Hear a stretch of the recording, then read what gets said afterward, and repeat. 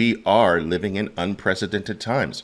There's no human being alive today that's truly experienced what we're experiencing today. I've read about the things that we're going through today from an historical perspective.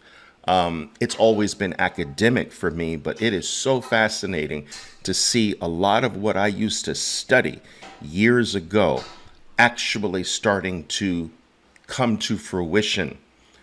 As we know, markets operate in cycles, and some of these cycles are so macro that they occur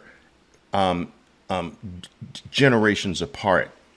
And that's what we're experiencing today. We're experiencing the fact that we're at the end of a debt cycle. This debt cycle has started before every human being was born, and it's sort of nearing the end part of its cycle today. And it's just so fascinating to see all of this unwind. Even as far as inflation is concerned, guys, I remember inflationary times, but as a little kid, my mother used to throw me in the back of a sky blue Ford Pinto. That's the car my mother had.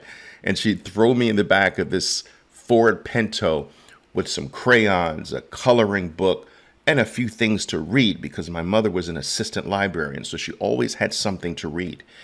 And I always knew that, okay, it's time to go to the gas station, because we were going to be in line hoping for the next 4 to 6 hours, hoping that by the time it was our turn to get up to the pump, that there was still gas available, gasoline available for the car. And I remember those days. I remember those days back in the early 1970s, mid 1970s, when inflation was going through the roof. And what's also interesting about this time, guys, is during inflationary times, from a historical point of view, crime starts to go through the roof. And this is a dynamic all over the world, right?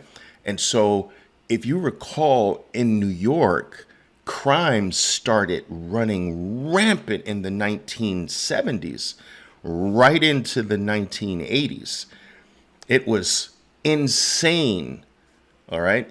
And another thing a lot of people don't understand is that when commodity prices are high, not just oil prices, but when you have a scenario now where all commodities have exploded, this is hard on the entire world.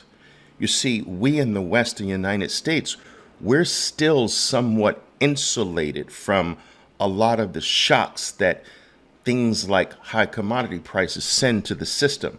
Yeah, we complain about the oil prices going up and things of that nature, but understand that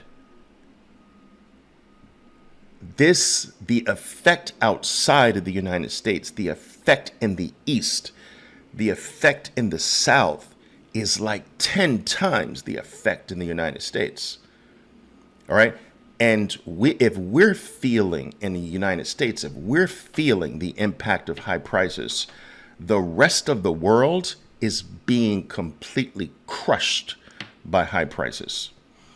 And so what it's important to understand, traders, and I'll get to your questions, I just wanted to talk about this a little bit, is that it's hard on the entire world when commodity prices are high. So if you go back and study the macro cycles of when commodity prices were high, and you study the period of times over many cycles when commodity prices were lower, you'll find that the human race flourishes when commodity prices are low. And the state of the human condition starts to break down and deteriorate and start moving for the worse when commodity prices are high. I mean, things start coming off at the rails. Even the human species starts to break down. Crime goes up, popularism goes up, rioting goes up, just being totally dissatisfied with everything in life goes up, conflict goes up, war goes up, everything that's bad starts to increase. It's truly, truly crazy, but fascinating at the same time. This is one of the first times in history, though, where we've had these things, we've had everything high, real estate high, equity markets high, commodity prices high. I mean, we've got everything in the world, everything, every asset class pretty much super high right now. And that's very unique. There's usually some sort of balance in there. So my main point, guys, is that we're in uncharted territory. Now, uncharted territory means that we don't have a true reference point for what potentially can happen. So to be honest with you, I don't know. I believe that we could be in store for equity prices in particular skyrocketing like we've never seen before. If there's some ceasefire or some easing off in a dramatic way with the Russia-Ukraine conflict, I think markets fly off the channel like you've never seen before in your entire life. Whether that's going to be sustainable remains to be seen, but I think that would be the initial reaction. I think that Bitcoin would would would skyrocket so hard, so fast, that it would make its past history of going up in a crazy way look like child's play. That's right. So I believe that if there's any easing off, we're going to see risk on like we've never seen risk on. At least that's going to be, in my opinion, the initial knee-jerk reaction. Because at the end of the day, where does $900 trillion go? In reality, in value, that's not fair to use that number, but where does $200 trillion go? Where does $200 trillion sitting in practically negative interest rate bonds and accounts, where does it go when things get or perceived to be better? There's nowhere else for it to go. It's going to go in equities, all right, because the equity market has been primarily used as a savings account by the world, because the interest on any form of savings has basically disappeared.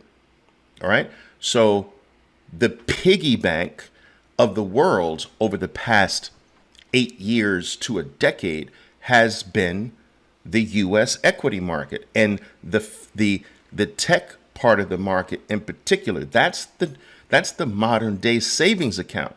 So whereas that governments used to gobble up U.S. denominated debt as their savings account, they've eased off of that because the interest rates on those things are so low, and the debasement of the U.S. currency over the past decade has accelerated. So they began to switch part of their reserve funds to stocks like Apple and Amazon and Google and Facebook. This is the new savings account. So money has come out of that savings account, but where does it go once things ease? It goes back to that savings account, risk on. And what outperforms risk on? Bitcoin, by a long shot. By a long shot. And so this is interesting, guys. It's just such an interesting time to be alive.